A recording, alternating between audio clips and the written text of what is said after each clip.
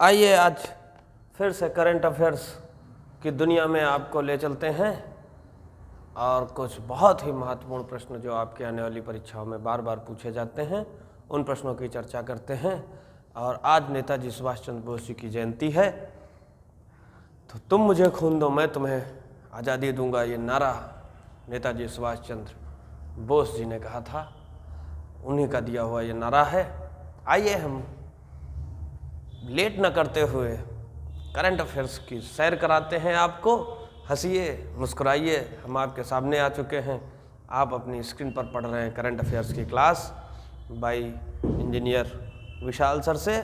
तो बिल्कुल भी करंट अफेयर्स की टेंशन नहीं लेनी है और करंट अफेयर्स का सूफड़ा साफ हो जाएगा। आपकी कॉपी और पेन तैयार होगी।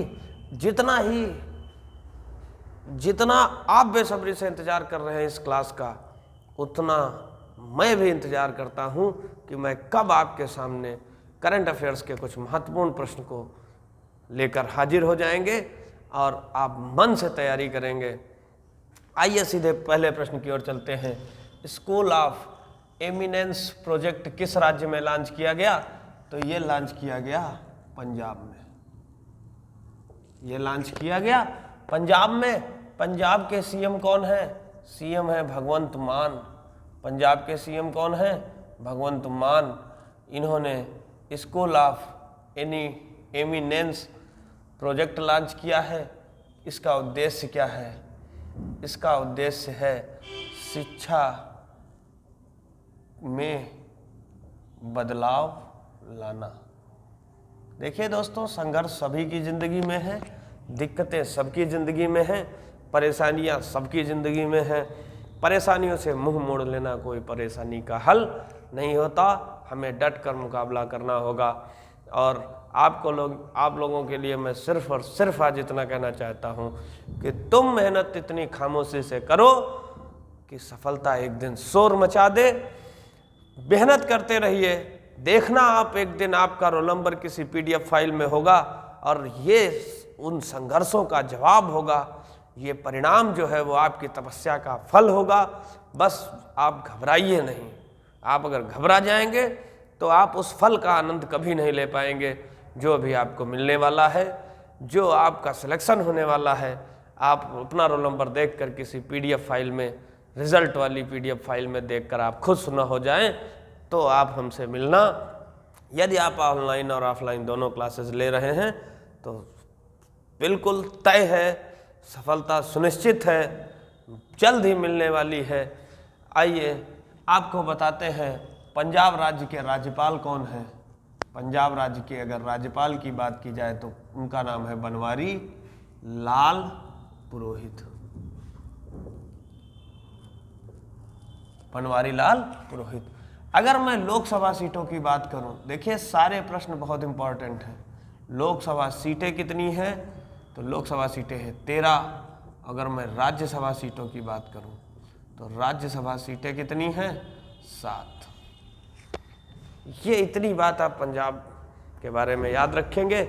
आपको बताना है 5 नदियों वाली भूमि किस राज्य को कहते हैं। आपको बताना है कि अरब सागर से उठा हुआ मानसून और बंगाल की खाड़ी से उठा हुआ मानसून दोनों मिलकर किस राज्य में वर्षा कराते हैं।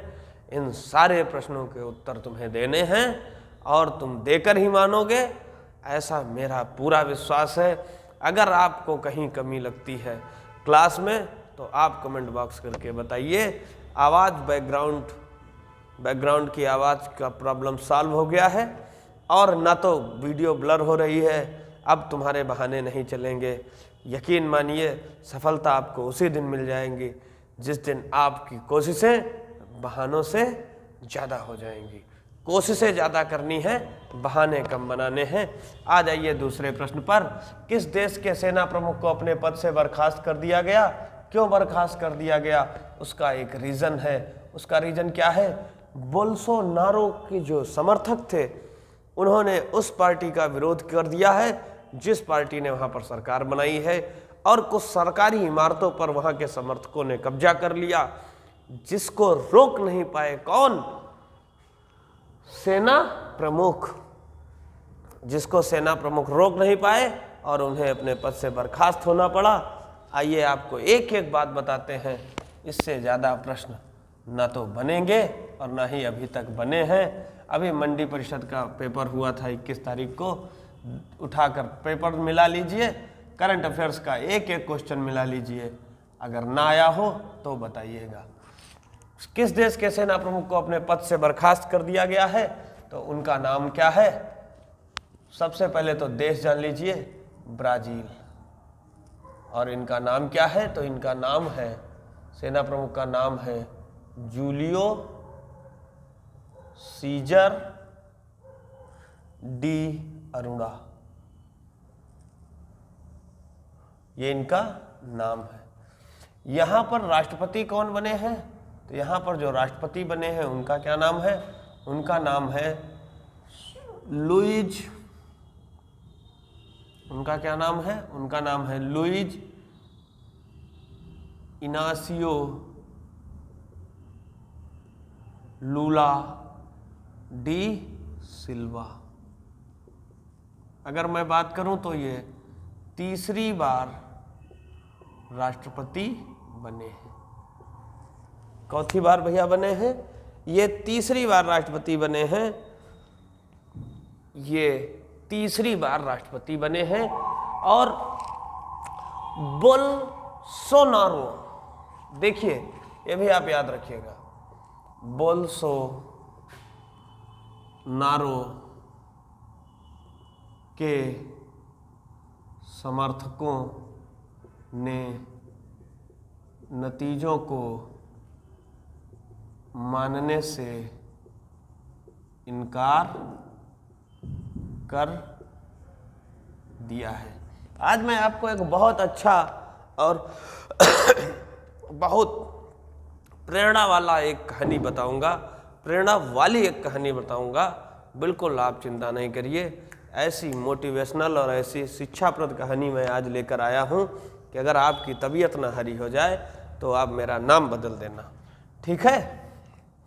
लेकिन तुम्हें कसम है कि तुम वीडियो को पूरा पढ़ना, क्योंकि अगर तुम वीडियो छोड़कर चले गए तो बताइए ये 15 प्रश्नों के आंसर कौन जानेगा?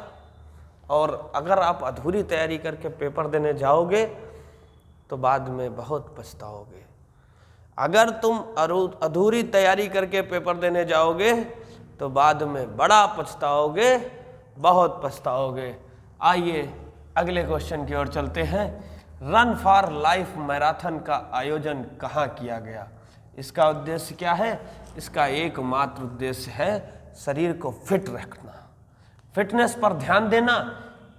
और ये मोस्ट इम्पॉर्टेंट प्रश्न बन जाता है, क्योंकि ये इंटरनेशनल करंट अफेयर्स बन जाता है, अंतर्राष्ट्रीय करंट अफेयर्स बन जाता है। इसका तो आपको याद रखना ही पड़ेगा। ये कहाँ शुरू हुई है? तो ये शुरू हुई है नेपाल के दूतावास में। नेपाल का दूतावास कहाँ है? अरे मतलब नेपाल देश में भारत के दूतावास में। नेपाल, कुछ करेक्शन करते हैं, नेपाल देश में और भारत के दूतावास में। अब आप कहेंगे भारत का दूतावास नेपाल में कहाँ है? तो नेपाल की राजधानी कहाँ है? नेपाल की राजधानी है काठमांडू। नेपाल की राजधानी कहाँ है? काठमांडू है। और ये जो life run for life marathon हुई है, क्या हुई है? Run for life marathon. ये भैया 5 किलोमीटर तक मैराथन का आयोजन किया गया। और अगर मैं बात करूं कि भारतीय राजदूत नेपाल में कौन है, तो भारतीय राजदूत कौन है? वे हैं नवीन, और आगे क्या लिखते हैं? श्रीवास्तव। भारतीय राजदूत हैं नवीन श्रीवास्तव। आइए नेपाल के बारे में जानते हैं। कौन है राष्ट्रपति, कौन है प्रधानमंत्री, और नेपाल की क्या खास बात है। नेपाल देश को जानना हमारे लिए बहुत जरूरी है। सिर्फ और सिर्फ मात्र एक ऐसा देश जो आज तक कभी किसी का गुलाम नहीं बना, उस देश का नाम क्या है? नेपाल है। उस देश का क्या नाम है? नेपाल है। एक एक करंट अफेयर्स मैं कल सुनूंगा क्लास में, एक एक करंट अफेयर्स सुनाना है, हर एक विद्यार्थी को सुनाना है। हर एक विद्यार्थी करंट अफेयर्स की क्लास पढ़कर आएगा, और पढ़कर ही नहीं, उसे याद करके भी आना है। एक वादा करिए अपने आप से कि हाँ, मैं करंट अफेयर्स तैयार करके जाऊंगा, क्योंकि ये वो शक्ति है जो पेपर में एकदम रामबाण साबित होगी। इसका कोई काट नहीं है। जिस विद्यार्थी ने पिछले 6 महीने का करंट अफेयर्स तैयार कर लिया, समझिए उसका बेड़ा पार है। जिसका करंट अफेयर्स तैयार है, जिसका करंट अफेयर्स तैयार है, समझ लीजिए उसका बेड़ा पार है। उसे सिलेक्शन पाने से कोई रोक नहीं सकता। और अगर आप रोज क्लास ले रहे हैं, फिर तो आप अपने आप को सिलेक्ट ही मानिए, क्योंकि मैं बताता हूं आपको नेपाल के प्रधानमंत्री कौन हैं। नेपाल के प्रधानमंत्री हैं पुष्प कमल दहल प्रचंड। अगर मैं बात करूं राष्ट्रपति की, तो आप सब लोग जानते हैं राष्ट्रपति कौन हैं? विद्या देवी भंडारी। अगर मैं बात करूं कि मैं तो होमवर्क देना चाहता हूं आपको कि नेपाल से सटे हुए भारतीय राज्य कौन कौन से हैं, जरा आप एक बार हमको कमेंट बॉक्स में बताइए। मैं आपको बताता हूं कि नेपाल में दुनिया की सबसे ऊंची चोटी कौन है भैया? माउंट एवरेस्ट है। माउंट एवरेस्ट को सागर माथा के नाम से जानते हैं। क्या कोई बता सकता है माउंट एवरेस्ट की ऊंचाई कितनी है? माउंट एवरेस्ट की ऊंचाई कितनी है? माउंट एवरेस्ट पर प्रथम चढ़ने वाले भारतीय कौन हैं? माउंट एवरेस्ट पर चढ़ने वाले विश्व के प्रथम कौन है व्यक्ति? क्या आप इन सारे प्रश्नों का आंसर जानते हैं? जानते हैं तो आप हमें भी बताइए, और उन विद्यार्थियों को भी कमेंट बॉक्स में बताइए जिनको नहीं पता है। आप यकीन मानिए आपकी तैयारी में ये होमवर्क 4 चांद लगा देगा। आपको मैं बताता हूँ नेपाल से सटे हुए राज्य 5 राज्य हैं। जिनको मालूम था उन्होंने कमेंट बॉक्स में लिख दिया है, कमेंट कर दिया है। जिनको नहीं मालूम है वो छाप लें। सबसे पहले तो राज्य है अपना उत्तर प्रदेश, जस्ट इसके बगल में है बिहार, जस्ट इसके बगल में है उत्तराखंड। 3 तो हमें राज्य बिल्कुल कंफर्म पता है। कोई इसमें डाउट हो तो किसी को बताए मुझे। उत्तर प्रदेश बिहार उत्तराखंड, उत्तर प्रदेश बिहार उत्तराखंड, उत्तर प्रदेश बिहार उत्तराखंड। 2 राज्य और बचे। एक राज्य है पश्चिम बंगाल, और एक राज्य कौन बचा? उसका नाम है सिक्किम। सिक्किम हमारे 35वें संविधान संशोधन से भारत का सह राज्य बना। 36वें संविधान संशोधन से सिक्किम को पूर्ण राज्य का दर्जा दिया गया। मैंने एक क्वेश्चन दिया था आपको कि भारत की सबसे ऊंची झील कहाँ स्थित है। आज मैं फिर पूछ रहा हूँ कि भारत की सबसे ऊंची झील कहाँ स्थित है। कुछ तो जम्मू कश्मीर कमेंट किए थे, कुछ उत्तराखंड किए थे, कुछ हिमाचल प्रदेश, कुछ लद्दाख। ऐसे नहीं, जरा फिर से बताइए कि भारत की सबसे ऊंची झील कहाँ है। अरे विश्व की नौकायन सबसे ऊंची झील कहाँ है? विश्व की सबसे गहरी झील कहाँ है? विश्व की सबसे लंबी नदी कौन है? विश्व की खारे पानी की नदी कौन है? विश्व में मीठे पानी की नदी कौन है सबसे बड़ी? विश्व की सबसे चौड़ी नदी कौन है? कैसे बताएंगे आप? आता है आपको, मुझे पूरा विश्वास है। और आप कमेंट बॉक्स में इन सारे प्रश्नों के उत्तर देंगे, तभी पता चलेगा कि आपको आता है। देखते हैं, जांचते हैं आपको कितना आता है। क्लियर बात है? ये क्वेश्चन आप नोट कर लीजिए। देखिए, नेपाल से संबंधित सारी जानकारी देने का प्रयास किया है। अगर आपको अच्छा लगा हो तो आपसे इन सारी जानकारियों के बदले में कोई फीस नहीं है, सिर्फ एक लाइक का बटन दबा देंगे तो हौसला अफजाई हो जाएगा। 1 घंटा क्लास लिखने में लगता है, क्वेश्चन टाइप करने में लगता है, और फिर मैं आपके सामने लगातार बोलता हूँ। बीच में न तो चाय है, न पानी है, न खाना है, न घर है, न कहीं जाना है, बस कंटिन्यू फ्लो में आपके सामने हाजिर हूँ और आपकी सेवा में हाजिर हूँ। आपकी पढ़ाई बेहतरीन बन सके इसलिए दोस्तों यहाँ पर खड़ा हूँ, वरना मुझे भी कोई शौक़ नहीं है यहाँ पर खड़े होने का।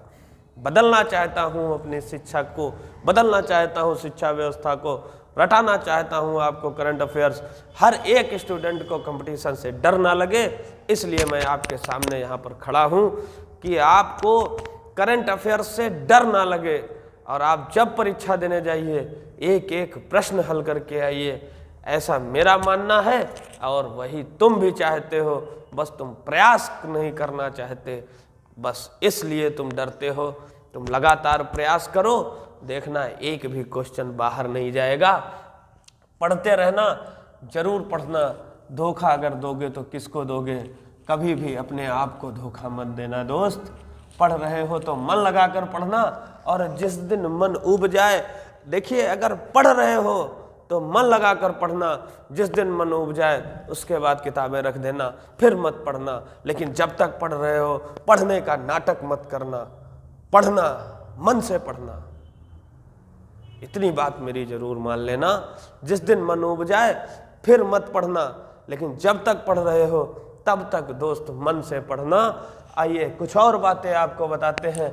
एक बहुत प्रश्न महत्वपूर्ण बनता है कि सार्क का संगठन कहाँ है, सार्क का मुख्यालय कहाँ है, सार्क में कितने देश आते हैं। तो मैं आपको बताता हूँ कि सार्क का मुख्यालय कहाँ है। नेपाल की राजधानी काठमांडू में है। सार्क में 8 देश आते हैं, अफगानिस्तान, पाकिस्तान, भारत, भूटान, श्रीलंका, मालदीव, बांग्लादेश, नेपाल। 8 देश आते हैं सार्क में। याद रखना आप सार्क के 8 देश, छाप लेना आप अपनी कॉपी में, वरना तुम भूल जाओगे। सार्क में 8 देश आते हैं। कौन कौन आते हैं जरा देखिए। अफगानिस्तान,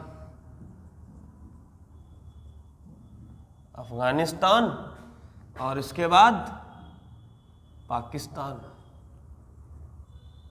फिर भारत, श्रीलंका, मालदीव, भारत, श्रीलंका, मालदीव, 1 2 3 4 5, 3 और हैं, भूटान, नेपाल, और कौन है? और अगर देश है हमारा तो बात की जाए बांग्लादेश।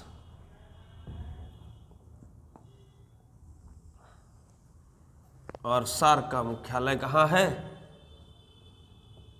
सार्क का मुख्यालय कहाँ है? तो मुख्यालय है भैया कहाँ बताइए? काठमांडू, नेपाल में। अगर सार्क की स्थापना पूछी जाए तो मित्र सार्क की स्थापना मैं चाहता हूं कि आप बता दो, क्योंकि अगर आप यहाँ तक पढ़ रहे हैं, सब तो पढ़ते नहीं हैं, ना तो सब सेलेक्ट हो जाएंगे। अगर सबको नौकरी मिल जाएगी तो ये ऑटो कौन चलाएगा, सब्जी कौन बेचेगा, प्राइवेट नौकरी कौन करेगा? अगर सबको नौकरी मिल जाएगी तब तो फिर गवर्नमेंट कैसे सबको नौकरी दे सकती है? पढ़ेगा जो वही बढ़ेगा, जो पढ़ेगा वही बढ़ेगा। और अगर आप हमारे वीडियोस निरंतर देख रहे हैं तो आप पढ़ रहे हैं, यकीन मानिए आप जरूर बढ़ेंगे। हमें सब पता चल जाता है कौन पढ़ रहा है कौन नहीं पढ़ रहा। जो पढ़ रहा है वो अच्छा है, और जो नहीं पढ़ रहा है वो बाद में पढ़ेगा। जब पढ़ने वाला बच्चा सेलेक्ट हो जाएगा फिर सोचेंगे कि काश हमने पढ़ लिया होता, काश हमने सर की बात मानी होती तो आज मेरा भी सिलेक्शन हो जाता। अगर सर की बात मानी होती तो मेरा भी सिलेक्शन हो जाता। मेरे पिताजी भी बढ़िया मूंछों पर ताव देकर टहल रहे होते, वो भी कहते कि मैंने एक शेर को पाला है, एक शेर को जन्म दिया है। वो भी कहते कि मेरा बेटा पढ़ता है और मेरे बेटे ने मेहनत की है। अगर ये गर्व से अपने माँ बाप को कहलाना चाहते हो तो तुम पढ़ाई करना मन से। 21 जनवरी को किन किन राज्यों का स्थापना दिवस मनाया गया? 3 राज्यों का स्थापना दिवस मनाया गया, मणिपुर, मेघालय और त्रिपुरा। इनकी स्थापना कब हुई थी? तो इनकी स्थापना हुई थी 21 जनवरी 1972 को। इसलिए इनका क्या मनाया गया? 21 जनवरी को इन राज्यों ने क्या मनाया? इन राज्यों ने स्थापना दिवस मनाया। क्या मनाया भाई साहब? स्थापना दिवस मनाया। 21 जनवरी को किन राज्यों ने मनाया? मणिपुर, मेघालय और त्रिपुरा। 21 जनवरी 1972 को, 21 जनवरी को 3 राज्यों ने स्थापना दिवस मनाया। आपको अच्छा लगा है? नोट कर लिए हैं? अगले क्वेश्चन की ओर चलते हैं। इंडिया ओपन बैडमिंटन चैंपियनशिप 2023 में महिला एकल का खिताब किसने जीता? मैं आपको बताता हूं, इनका नाम है एन सियांग। एन सियांग ने क्या जीता है? India open badminton championship.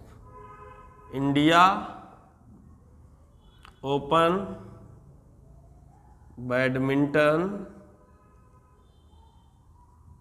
Championship जीती है। और आपको बता दें ये आयोजन कहाँ हुआ? तो ये नई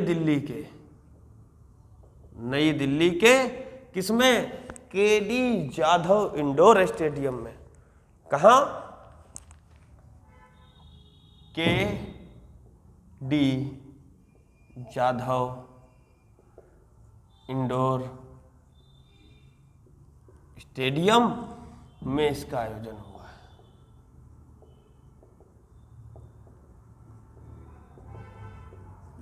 में इसका आयोजन हुआ है। पढ़ते रहेंगे, अपनी मंजिल की ओर धीरे धीरे बढ़ते रहेंगे। याद रखना, आपको इस बार 2023 में सिलेक्ट होना है। पिछले करंट अफेयर्स का रिवीजन भी करते रहेंगे। पता नहीं कब हमारी कोचिंग में सरप्राइज टेस्ट हो जाए और आप ये मत कहना कि सर आपने बताया नहीं था। सर कई बार बता चुके हैं आपको। यहाँ टेस्ट पर टेस्ट और टेस्ट पर टेस्ट होते हैं। हर शनिवार को ऑनलाइन टेस्ट होता है और हर हफ्ते कभी भी सरप्राइज टेस्ट हो सकता है। जांचिए आपने क्या पढ़ा, समझिए आपने पढ़ा क्या है। आइए देखते हैं नंबर 6 क्वेश्चन। 24 जनवरी को मनाया जाने वाला अंतर्राष्ट्रीय शिक्षा दिवस किस देश की लड़कियों और महिलाओं को समर्पित किया गया है? उस देश का नाम आपको हमेशा याद रहेगा। इस तरह से मैं बताने का प्रयास आपको करूंगा क्योंकि उस देश पर तालिबानियों का कब्जा होने के बाद महिलाओं का स्कूल में जाना, महिलाओं का शिक्षित होना लगभग बंद हो चुका है। इसलिए यूनेस्को ने सोचा है कि 24 जनवरी को मनाया जाने वाला अंतर्राष्ट्रीय शिक्षा दिवस अफगानिस्तान की लड़कियों और महिलाओं को समर्पित किया गया है। आपको लिखना पड़ेगा। लिखने से चीज़ें हमें जल्दी याद होती हैं और कहने से चीज़ें इतनी आसानी से याद नहीं रहती। ज़्यादा समय के लिए अगर याद रखना है तो आपने बचपन में देखा होगा, लिख लिख कर याद करते थे हम लोग। पता नहीं क्यों कंपटीशन में आकर आप लिखना नहीं चाहते, आप बस सुनना चाहते हैं, बस आप देखना चाहते हैं। आपको अच्छा ही नहीं लगेगा ये सारी चीज़ें, आपको पढ़ाई नहीं अच्छी लगेगी। आप ये वीडियो 40 मिनट का नहीं देख सकते, बाकी इंस्टाग्राम पर आप रीलें पूरे दिन देख सकते हैं, फेसबुक आप पूरे दिन चला सकते हैं, यूट्यूब पर पढ़ने लिखने वाला नहीं देखेंगे, बाकी तो समय का पता ही नहीं चलता जब आप देखना शुरू करते हैं अपना मोबाइल। इसलिए दोस्तों संभल जाइए, सचेत हो जाइए। अगर भविष्य में कुछ करना है, अगर अपने लक्ष्य को पाना है, तो हमें एक एक सेकंड और एक एक मिनट का सदुपयोग करना है, न कि दुरुपयोग करना है। और कल मैं आपको बताऊंगा एक बहुत अच्छी ट्रिक याद रखने की। कल मैं आपको कुछ और ज़्यादा टिप्स देने का प्रयास करूंगा। आज तो मैं भी जल्दी में हूं, क्योंकि मुझे भी पड़ोस में कार्यक्रम में जाना पड़ गया था, इसलिए वहां से बुलाया गया था। तो फिर जब कोई कहीं बुलाता है मुझे, तो मैं वहां पहुंचने का 100% प्रयास करता हूं।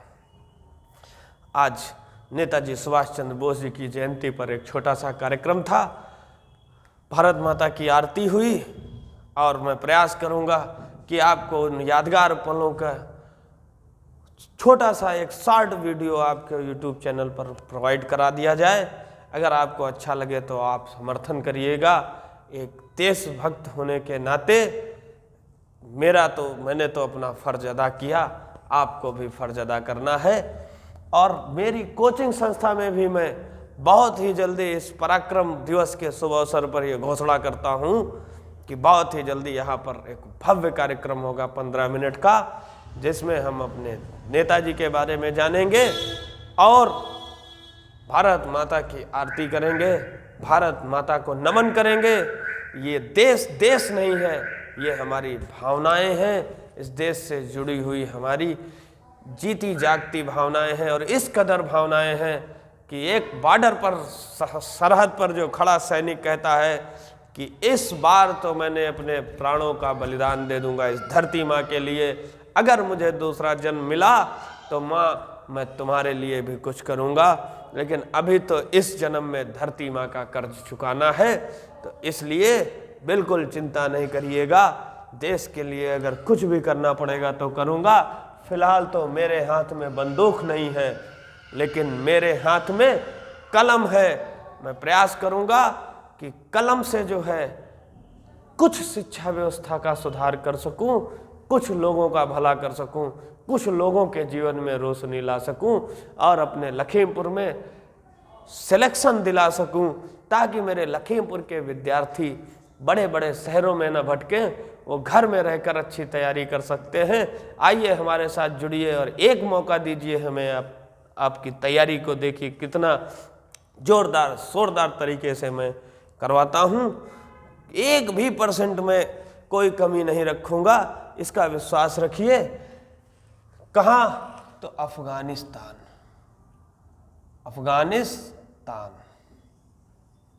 ठीक है, अफगानिस्तान की महिलाओं को समर्पित किया गया है। और किसने किया है? ये यूनेस्को ने किया है। यूनेस्को की फुल फॉर्म बताओ भाई, पढ़ने वाले अच्छे विद्यार्थियों। मैं आपको बताता हूँ इसका हेडक्वार्टर कहाँ है। इसका हेडक्वार्टर है पेरिस में। पेरिस कहाँ है? फ्रांस में। इसकी स्थापना कब हुई थी? इसकी स्थापना हुई थी 16 नवंबर 1945 में। अभी वर्तमान में 193 सदस्य हैं और 11 सहयोगी सदस्य हैं। यूनेस्को के बारे में फुल फॉर्म तो आप बताएंगे, बाकी तो मैंने सब कुछ बता ही दिया है। भारत का सबसे गहरा मेट्रो स्टेशन कहाँ बनाया जाएगा? भारत का सबसे गहरा मेट्रो स्टेशन बनाया जाएगा पुणे, महाराष्ट्र में। भारत का सबसे गहरा मेट्रो स्टेशन बनाया जाएगा पुणे, महाराष्ट्र में। याद रखेंगे इस बात को। भारत का सबसे गहरा मेट्रो स्टेशन बनाया जाएगा पुणे, महाराष्ट्र में। अगर मैं इसकी गहराई की बात करूं तो इसकी गहराई कितनी होगी? इसकी गहराई होगी मित्र 33.1 मीटर। अगर मैं फिट की बात करूं तो लगभग 108 फीट इसकी गहराई होगी। इससे ज़्यादा कुछ नहीं आपसे पूछा जाएगा।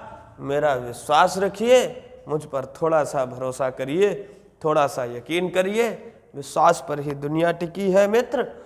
भारत और मिस्र के बीच पहला संयुक्त प्रशिक्षण अभ्यास साइक्लोन फर्स्ट किस राज्य में आयोजित किया जा रहा है?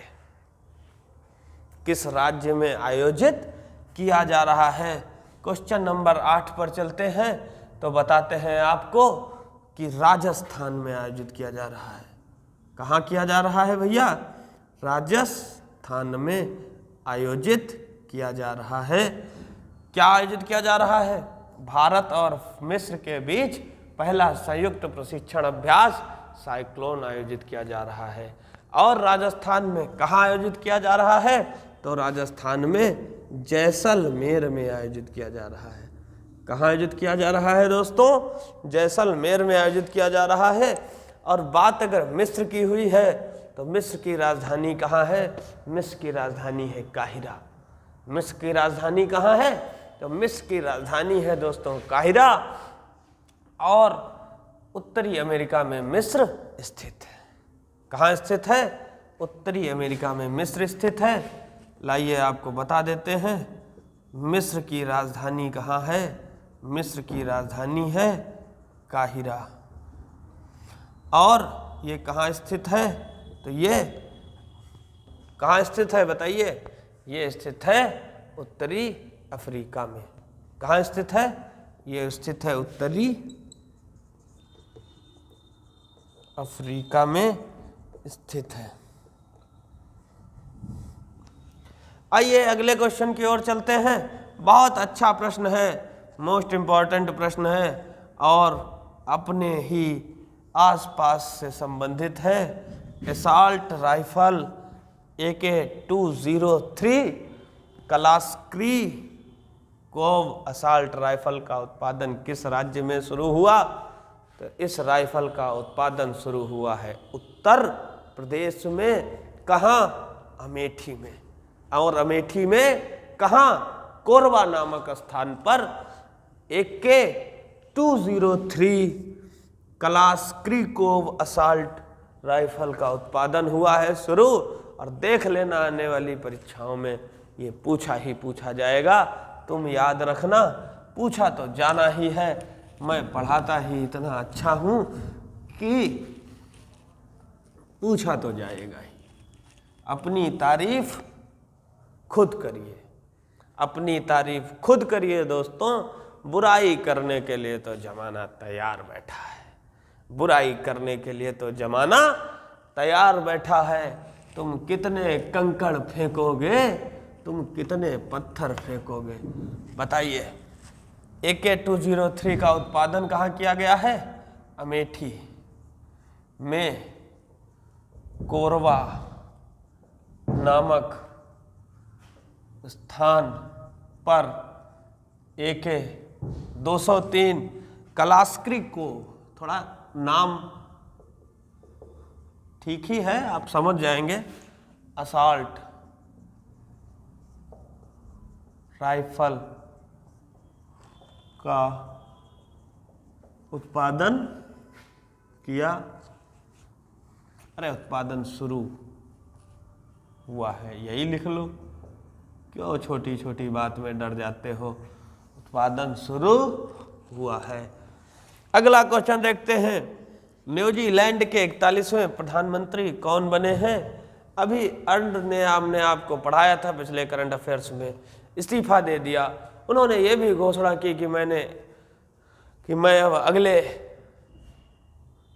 पद के उम्मीदवार के लिए, प्रधानमंत्री पद की उम्मीदवार के लिए मैं अब नहीं चुनाव लड़ूंगी। तो इनका नाम क्या है भैया? इनका नाम है क्रिस हिपकिंस। क्रिस पिक्चर से याद रखना। कौन बने हैं?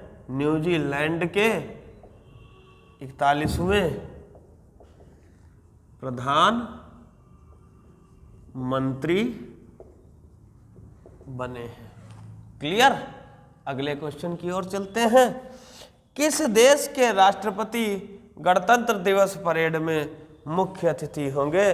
गणतंत्र दिवस परेड, गणतंत्र दिवस 26 जनवरी को 1950 को लागू किया गया था संविधान। और संविधान बनकर कब तैयार हुआ था? अभी तो पॉलिटी ही पढ़ा रहे हैं मित्र। आ गया संविधान का नाम। पेपर अभी टेस्ट में पूछा गया था कि संविधान दिवस कब से मनाना शुरू हुआ। पहली बार संविधान दिवस कब मनाया गया, किस सन में मनाया गया? अब आपको बताना है कि संविधान को बनने में कितने दिन लगे, कितना खर्चा हुआ, प्रथम बैठक कब हुई, अस्थायी अध्यक्ष कौन थे, दूसरी बैठक कब हुई, स्थायी अध्यक्ष चुने गए। संविधान की प्रथम बैठक 9 दिसंबर 1946 को हुई। सबसे बुजुर्ग होने के लिए डॉक्टर सच्चिदानंद सिन्हा को संविधान सभा का स्थायी अध्यक्ष चुना गया। और इसके बाद 11 दिसंबर को दूसरी बैठक हुई जिसमें डॉक्टर राजेंद्र प्रसाद जी को स्थायी अध्यक्ष के रूप में चुना गया। और तीसरी बैठक 13 दिसंबर 1946 को हुई जिसमें जवाहरलाल नेहरू जी ने उद्देश्य प्रस्ताव प्रस्तुत किया। ये सारी बातें आपको कंठस्थ होनी चाहिए, ऐसे ही फ्लो में बोलना चाहिए आपको। आप पॉलिटी पढ़ रहे हैं, संघ समाप्त होने वाला है, राज्य शुरू होने वाला है, राज्यपाल शुरू हो जाएगा, पॉलिटी भी आपको देखते देखते खत्म हो जाएगी। हिस्ट्री समाप्त हो गई, पॉलिटी समाप्त हो जाएगी। कुछ दिन इकोनॉमिक्स के चलेंगे क्योंकि इकोनॉमिक्स कोई पढ़ाता नहीं है। कुछ दिन स्पेशल क्लासेस संडे लगेंगी साइंस की, क्योंकि यूपीपी का पेपर आने वाला है और साइंस भी पढ़ानी है। साइंस भी बहुत इम्पोर्टेंट है। स्पेशल क्लासेस संडे को लगेंगी। जिन भाइयों को, जिस किसी को, जिस विद्यार्थी को साइंस पढ़नी हो, तुम आ जाना संपर्क करके, नंबर पर मैसेज करना, कहना सर क्लास कब चल रही है, कितने बजे से है, मुझे साइंस पढ़नी है। क्या गजब की साइंस मैं आपको पढ़ाऊंगा। ना तो इससे पहले आपने कभी पढ़ा होगा और ना इससे पहले हमने कभी इतना अच्छा पढ़ाया होगा। साइंस की क्लास कोई भी विद्यार्थी ले सकता है। आप किसी भी कोचिंग में पढ़ते हो, पूरे जिले में कहीं भी साइंस नहीं पढ़ाई जाती, इकोनॉमिक्स नहीं पढ़ाई जाती, करंट अफेयर्स नहीं पढ़ाया जाता। आधा अधूरा पढ़कर कैसे जीतोगे मित्र युद्ध की इस लड़ाई को? तो लेकिन आपको क्या चिंता है, आपको संपूर्ण तैयारी यहीं से कराई जाएगी, कहीं भटकने की आवश्यकता नहीं है। आइए बताते हैं आपको, मिस्र के जो राष्ट्रपति होंगे वो गणतंत्र दिवस 2023 में मुख्य अतिथि होंगे। मिस्र के राष्ट्रपति गणतंत्र दिवस, मिस्र के राष्ट्रपति गणतंत्र दिवस पर मुख्य अतिथि होंगे। आपको नाम बताना है इनका, क्या नाम है। अगले क्वेश्चन पर चलते हैं। प्रभाबेन सौभाग्य चंद शाह का निधन हो गया। वे कौन थे? वे एक सामाजिक कार्यकर्ता थे। कौन थे भाई साहब? सामाजिक कार्यकर्ता थे। जो आया है उसे एक दिन जाना ही है। क्या खूब लिखा था शमशान में कि मंजिल तो तेरी यहीं थी, बस तुझे आने में इतना टाइम लग गया, मंजिल तो तेरी यही थी। कहते हैं कि अगले क्वेश्चन पर अगर चलें हम, तो भारत का सबसे मजबूत ब्रांड कौन सा बना है? तो मैं आपको ऐसे थोड़ी बताऊंगा, मैं आपको कुछ स्पेशल ऐसी जानकारी दूंगा कि आपका भी मन पढ़कर झूम उठेगा। और निरस्ता से नहीं पढ़ना है दोस्त, खुशी खुशी पढ़ना है।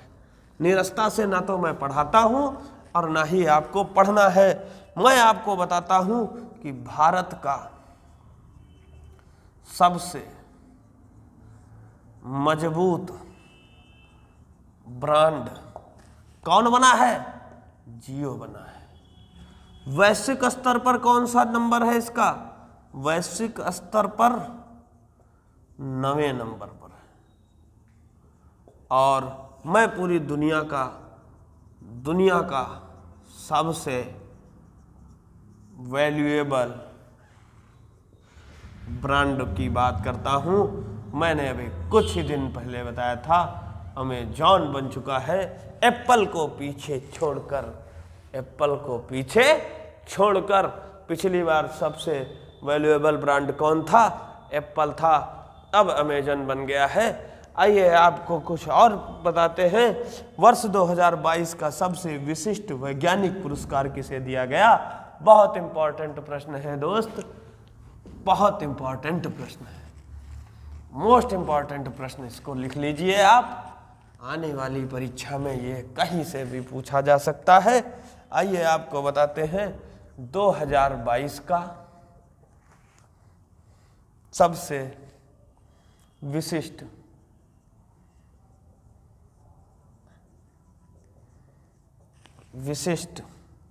वैज्ञानिक पुरस्कार किसे दिया गया? ये दिया गया आरवी प्रसाद जी को। क्लियर है? मेरा आज का लास्ट प्रश्न है और आपका भी करंट अफेयर्स का लास्ट प्रश्न है, ना कि पढ़ाई का। अभी तो आपको आधा एक घंटा और रिवीजन करना है। पुराने वीडियो को जरूर देखना है। पुराने वीडियो से पक्का कोई ना कोई क्वेश्चन आपको प्रतियोगी परीक्षा में मिलेगा ही मिलेगा। इसका मैं पूरा वादा तो नहीं करता, लेकिन हाँ, जिसका चांस 99% होता है आखिर में वो जीत ही जाता है, निश्चित ही मिलेगा। आपको बताते चले, अंतर्राष्ट्रीय शिल्प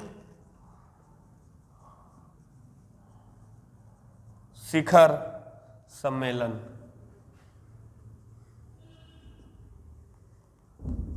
का उद्घाटन, अंतर्राष्ट्रीय शिल्प शिखर सम्मेलन का उद्घाटन कहाँ किया और किसने किया? तो मैं बताता हूँ आपको। ओडिशा के मुख्यमंत्री, कौन भाई साहब? उड़ीसा के मुख्यमंत्री नवीन पटनायक जी ने किया। नवीन पटनायक जी ने किया। और आपको मैं कुछ बहुत इंपॉर्टेंट बात बताता हूँ। उड़ीसा के मुख्यमंत्री कौन है? लगातार प्रश्नों पत्रों में ये पूछे जा रहे हैं पेपर। उड़ीसा के मुख्यमंत्री कौन है? तो इनका नाम है नवीन पटनायक। गवर्नर की बात करूं, उड़ीसा के गवर्नर कौन है? तो उड़ीसा के गवर्नर हैं गणेशी लाल। अगर मैं बात करूं कि उड़ीसा की राजधानी कहाँ है, तो उड़ीसा की राजधानी है भुवनेश्वर। अगर मैं बात करूं उत्कल दिवस कब मनाया जाता है, अगर मैं बात करूं उत्कल दिवस कब मनाया जाता है, तो आप कहेंगे सर 1 अप्रैल को मनाया जाता है। 1 अप्रैल को और कौन सा दिन मनाया जाता है वो भी आप कमेंट बॉक्स में हमको बताएं। 1 अप्रैल को मनाया जाता है उत्कल दिवस, उड़ीसा का स्थापना दिवस। आज की करंट अफेयर्स की क्लास यहीं समाप्त होती है। हम आपसे फिर मिलेंगे कल इसी टाइम पर, और भी जोश के साथ और भी अच्छे प्रश्नों के साथ। तब तक आप अपनी तैयारी करते रहें, स्वस्थ रहें, मस्त रहें, जीवन का आनंद लेते रहें। तैयारी करने का सुनहरा अवसर आपको मिला है और बहुत सारे लोग तो शिक्षा से वंचित हो जाते हैं, लेकिन यदि आप इस क्लास को यहाँ तक देखे हैं तो आप यकीन मानिए आपको मंजिल पाने से कोई दुनिया की ताकत नहीं रोक सकती। कोई भी दुनिया की ताकत आपको मंजिल पाने से नहीं रोक सकती, अगर आपने पूरा वीडियो यहाँ तक बहुत ध्यान से देखा है। रोज कुछ अतिरिक्त जानकारी के साथ हम मिलेंगे। कल नेताजी सुभाष चंद्र बोस जी पर चर्चा होगी। उनका जन्म कब हुआ, कहाँ हुआ, किस अधिवेशन की उन्होंने अध्यक्षता की, कौन सा संगठन का उन्होंने नया रूप दिया, कौन सी फौज उन्होंने इकट्ठा की, क्या क्या हुआ, सारी नेताजी सुभाष चंद्र बोस से जुड़ी हुई बातों को हम आपको बताएंगे, अच्छा ज्ञान देने का प्रयास करेंगे। बाकी तो आप समझदार हैं, आपको बार बार बताने की ज़रूरत नहीं है। कि यह क्लास आपके लिए कितनी महत्वपूर्ण है। यदि आप किसी भी प्रतियोगी परीक्षा की तैयारी कर रहे हैं, इसी के साथ हम आपसे विदा लेते हैं। जय हिंद, जय भारत। जय हिंद, जय भारत।